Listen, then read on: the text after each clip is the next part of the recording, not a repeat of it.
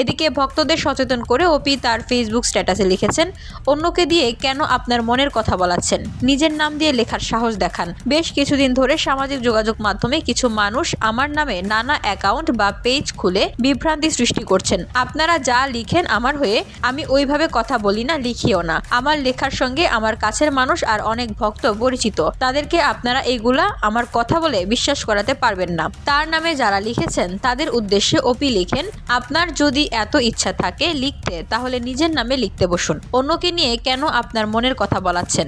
এত কষ্ট করে লিখছেন, কৃতিত্ব আপনারই প্রাপ্য। মিথ্যার উপর ভর করে অন্যের নাম দিয়ে লেখার যদি সাহস থাকে, তাহলে নিজের নাম দিয়ে লেখার সাহস দেখান। বিভ্রান্তি সৃষ্টিকারীদের উদ্দেশ্যে এই অভিনেত্রী বলেন, আপনারা এত কষ্ট করে আমার নাম ভাঙিয়ে বিভ্রান্তি সৃষ্টি করা থেকে অনুগ্রহপূর্বক নিজেদের বিরত রাখুন। সময় নষ্ট করছেন, তার চেয়ে চোখ বন্ধ করে গল্প শুনুন বা চোখ খুলে বই পড়ুন।